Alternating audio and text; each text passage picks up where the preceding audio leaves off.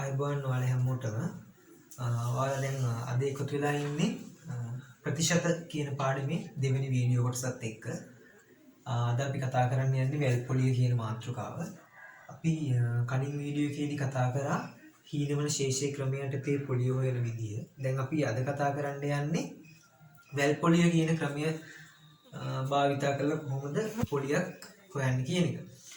ඉතින් මේ වැල් පොලිය කියන්නේ දාමයක් කියන්නේ මාසෙන් මාසෙට අපිට පොලිය එකතු වෙන ක්‍රමයක්. අපි දැන් කොහොමද කියලා බලමු නිදසුනක් අරගෙන. ඉතින් මෙහෙම හිතන්න දැන් රුපියල් 20000ක මුදලක්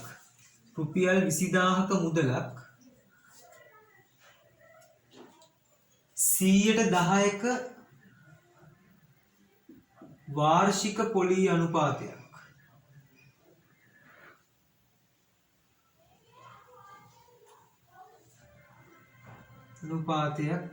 අනුපාතය හරිද ගන්න මේක අවුරුදු දෙකකට.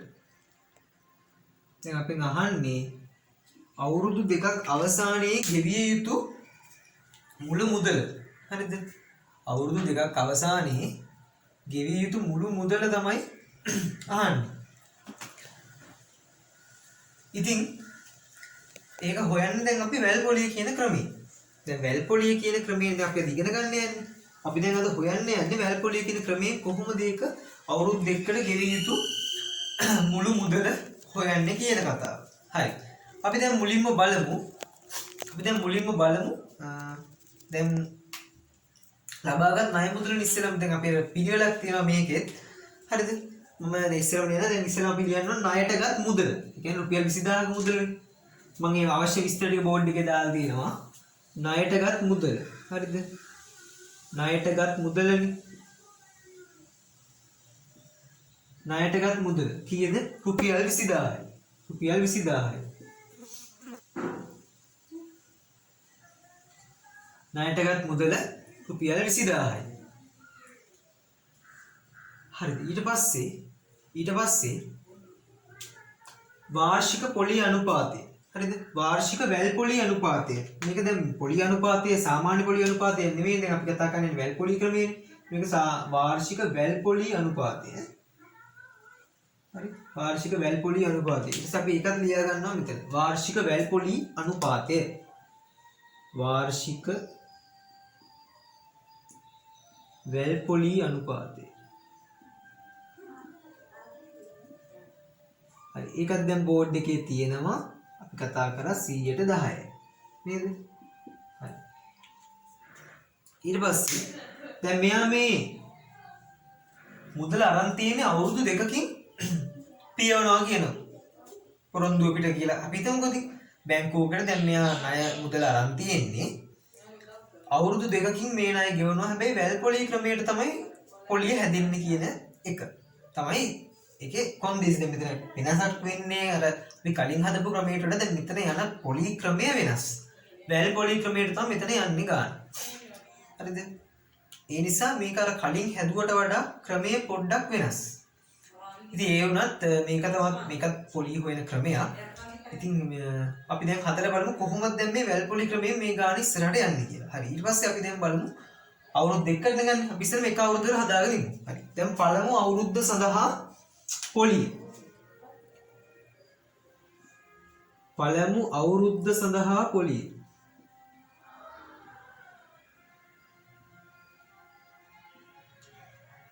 පළමු අවුරුද්ද සඳහා පොලිය.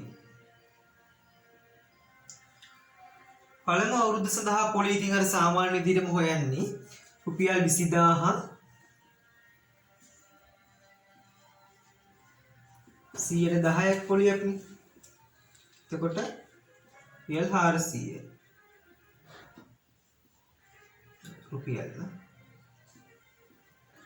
රුපියල් 400යි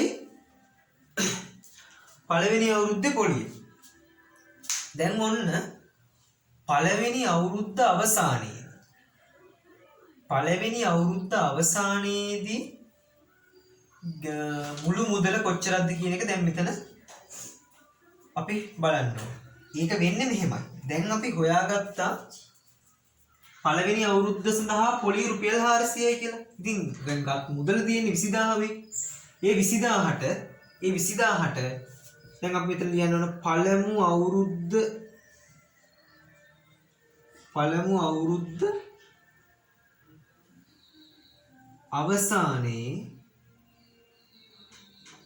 අවසානයේ මුළු මුදල. පළමු අවුරුද්ද අවසානයේ මුළු මුදල කීයද? මුළු මුදල කීයද?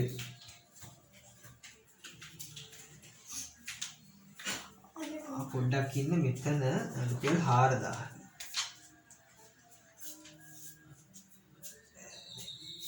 සෝරි. එතන රුපියල් 110 2000. මෙතන පොලිය 2000යි ආ. එතන පොඩ්ඩක් මේ වුණා රුපියල් 2000යි. ඉතින් හරියට රුපියල් 2000ක් නේ. 2000ක් තමයි දැන් අවුරුද්ද සඳහා පොලිය. ඊට පස්සේ පළමු අවුරුද්ද අවසානයේ මුළු මුදල වෙන්නේ ගත්ත රුපියල් 20000 ධන පළමු අවුරුද්ද සඳහා හැදුණු පොලිය රුපියල් 2000යි. රුපියල් 2000යි. නේද? එතකොට මුළු මුදල වෙන්නේ රුපියල් 20000යි. 20000යි. 20000යි. දැන් අපි ඉස්සෙල්ලාම කරේ අපිට කිව්වා රුපියල් 20000ක මුදලක් ගත්තලු 110ක වාර්ෂික වැල්පොලි අනුපාතයකට. වාර්ෂික වැල්පොලි අනුපාතයකට ගත්ත මේ මුදල අපි අවුරුදු දෙකකට තමයි මේ අරන් තියෙන්නේ. ඉතින් අපි බැලුවා වාර්ෂික වැල්පොලි අනුපාතය දාලා පළමු අවුරුද්ද සඳහා පොලිය අපි ඉස්සෙල්ලාම හොයාගත්තා. රුපියල් 2000ක් ආව පොලිය. ඊට පස්සේ පළමු අවුරුද්ද අවසානයේ මුළු මුදල ගත්ත මුදලට අපි මේ පොලිය එකතු කරා. ඒක රුපියල් 22000යි. හරි. දැන් රුපියල් 22000ක් හැදුන පළවෙනි අවුරුද්ද අවසානයේදී. දැන් මෙන්න මෙතන තමයි මේකේ විශේෂම කතාව තියෙන්නේ. දැන් අපි ඉස්සෙල්ලාම පොලිය හැදුවේ රුපියල් 20000ටනේ. ඒ කියන්නේ ගත්ත මුදලට. ගත්ත මුදලට පොලිය හැදුවා. ඊට පස්සේ දැන් පළවෙනි අවුරුද්දෙන් පස්සේ පොලිය හැදෙන්නේ මෙන්න මේ මුළු මුදලට. ඒක තමයි මේ වැල් පොලිය කියන ක්‍රමයේ වෙනස. හරිද? මෙන්න මේ මුදලට තමයි ඊට පස්සේ පොලිය හැදෙන්නේ දෙවෙනි අවුරුද්දේ. දැන් ඒක මම මෙතනින් ලියන්නම්. දෙවන අවුරුද්ද සඳහා පොලිය. දෙවන අවුරුද්ද සඳහා පොලිය තමයි දැන් අපි හොයන්නේ. දෙවන අවුරුද්ද සඳහා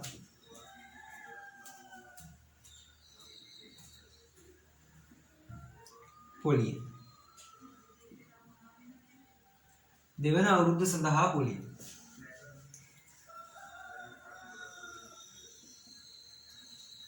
දෙවන අවුරුද්ද සඳහා පොලිය තුන මේ 22000ට හොයන්න ඕන.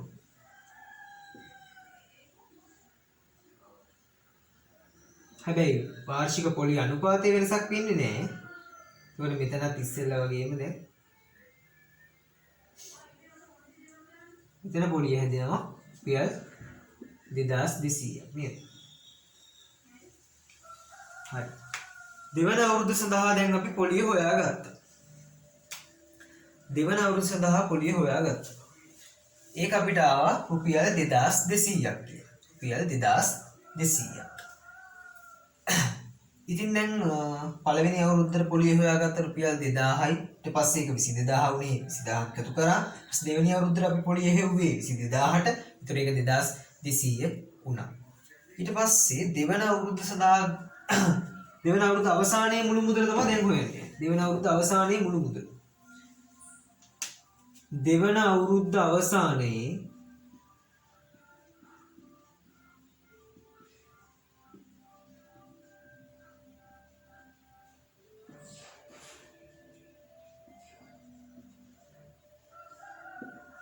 දෙවන අවුරුද්ද අවසානයේ මුළු මුදල වෙන්නේ එතකොට මොකද්ද?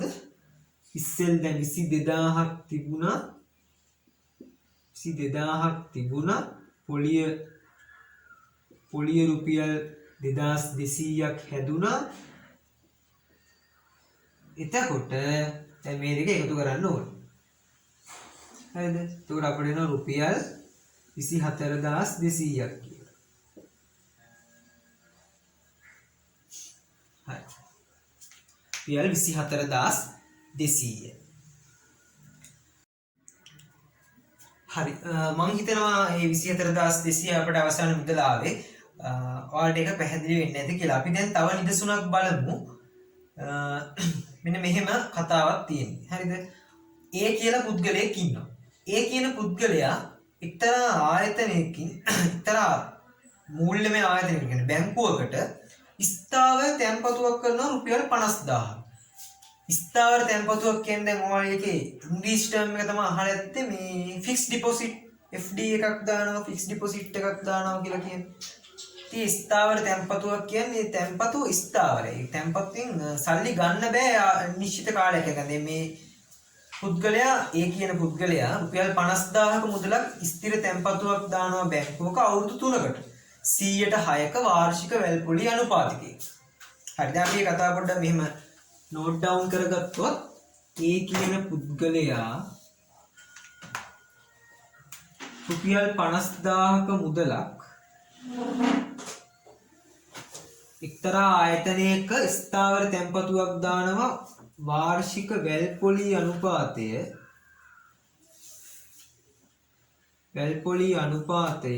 100%යි. වාර්ෂික වැල්පොලි අනුපාතය 100%යි. ඊට පස්සේ තව පුද්ගලයෙක් ඉන්නවා B කියලා. B කියන පුද්ගලයා රුපියල් 50000ක මුදලක් දානවා 100%ක වාර්ෂික සුළු පොලි අනුපාතයකට. සුළු පොලි අනුපාතය කියන්නේ සාමාන්‍ය පොලි. කියන්නේ වැල් පොලි ක්‍රමය නෙමෙයි අනිත් ක්‍රමය. කියන්නේ අනිත් පොලි ක්‍රමය. එතකොට එයත් ගන්න රුපියල් 50000ක්ම තමයි. රුපියල් 50000ක්මයි තැන්පත් කරන්නේ. ඒක සුළු පොලිය. වැල් පොලි නෙවෙයි. ඒක සුළු පොලිය. ඒකත් 100%යි. හරිද? ඊට පස්සේ කියනවා වසර 3ක් අවසානයේදී A හා B ට මුළු ප්‍රමාණය වෙන වෙනම සොයන්න කියලා. හරි. අපි ඉස්සෙල්ලම මෙහෙම තියලා ඒකේ කතාව බලමු. දැන් ඒ කියන පුද්ගලයා රුපියල් 50000ක ස්ථිර තැන්පතුවක් අවුරුදු 3කට 100%ක වාර්ෂික වැල්පොලි අනුපාතයකට බැංකුවක තැන්පත් කරලා තියෙනවා. අපෙන් අහනවා අවුරුදු 3 අවසානයේදී ඒ කියන පුද්ගලයා කොපමණ මුදලක් ගෙවන්න ඕනද කියලා. හරි. ඉතින් අපි දැන් අර කරපු විදිහටම හදමු. ඉස්සෙල්ලාම දැන් අපි හොයන්න ඕනේ පළවෙනි ඉස්සෙල්ම ණය මුදල, කියන්නේ තැන්පතු මුදල රුපියල් 50000යි. ඊට පස්සේ රුපියල් 50000යි. ඊට පස්සේ පොලි අනුපාතය 100%යි. පොලි අනුපාතය 100%යි. පළවෙනි අවුරුද්ද සඳහා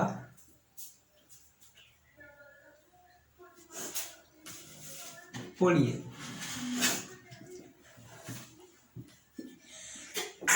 රුපියල් 50000.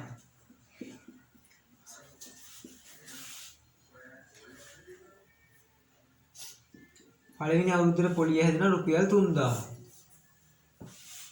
පළවෙනි අවුරුද්ද සඳහා රුපියල් 3000ක පොලියක් හැදෙනවා. ඊට පස්සේ පළවෙනි අවුරුද්ද අවසානයේ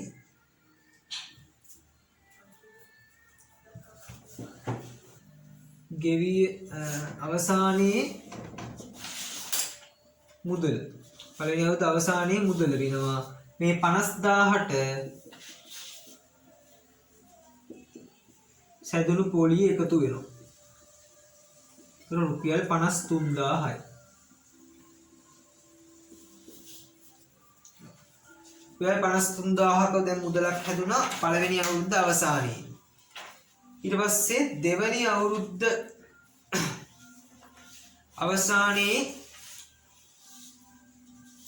පොලිය අපි බලන්න ඕනේ. ඊට පස්සේ හැදෙන මුදල බලන්න ඕනේ.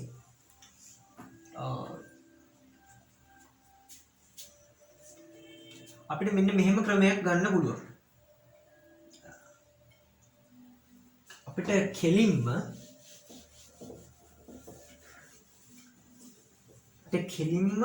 දෙවැනි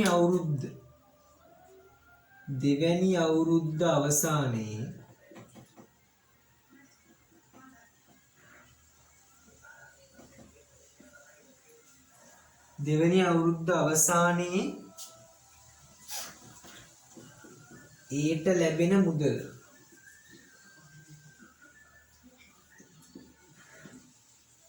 දෙවෙනි අවුරුද්ද අවසානයේ ඒට ලැබෙන මුදල හොයන්න පුළුවන් මෙන්න මේ විදිහට. දැන් 100ක් නම් පොලිය 100ට 6යි. හරිද? එතකොට අපිට මේක මෙන්න මේ විදිහට ගන්න පුළුවන්.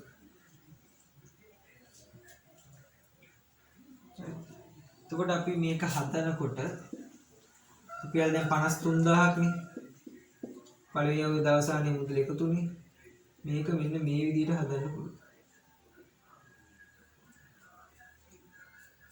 පළවෙනි අවුරුද්දත් ඒක දාන්න පුළුවන්. මම පළවෙනි අවුරුද්දට මෙතන පොඩ්ඩක් කරලා බලන්න. දැන් 50000යි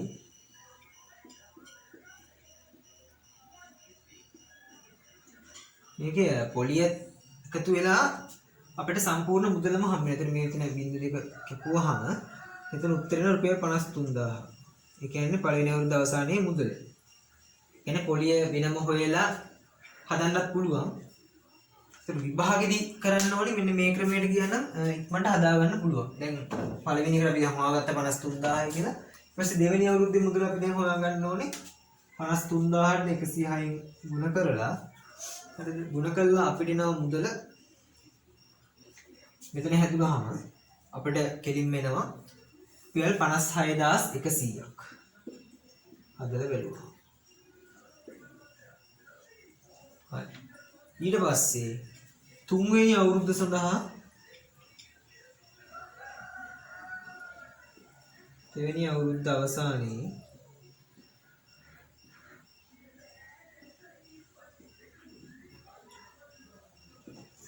ඊට ලැබෙන මුදල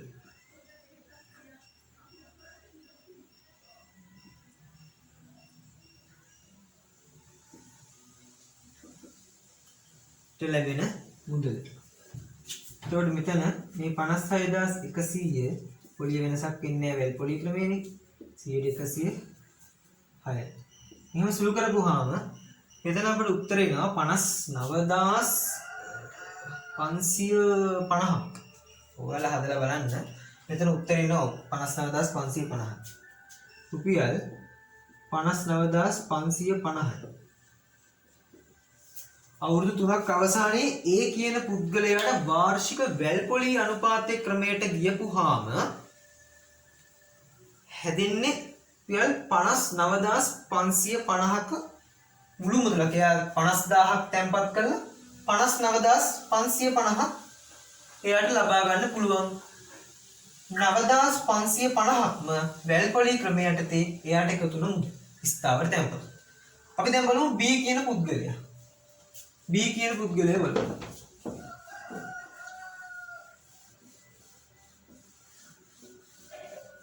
දැන් ඊට ආපු මුදල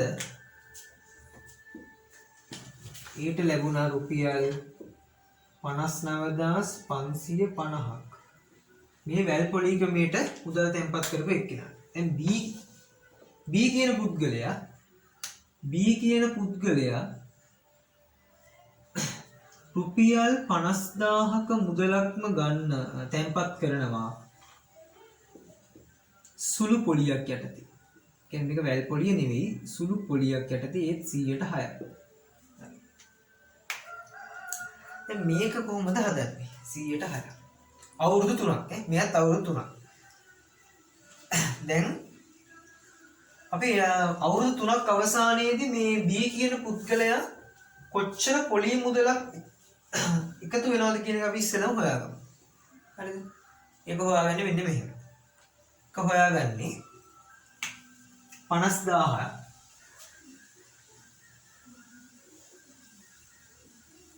මුල් කිරීම පොලි අනුපාතය මුල් කිරීම මේ තුන දාන්නේ අවුරුදු 3කට.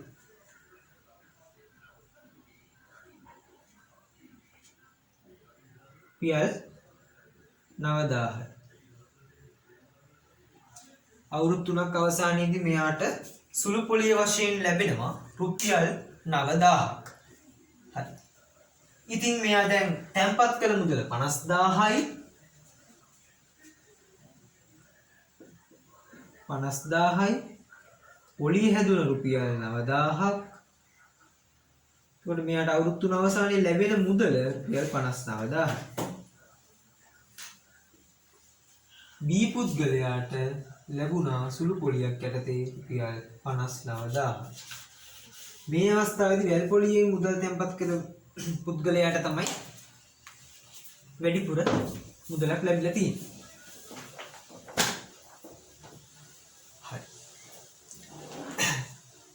වැල් පොලි ක්‍රමය ඔච්චරයි. ඉතින්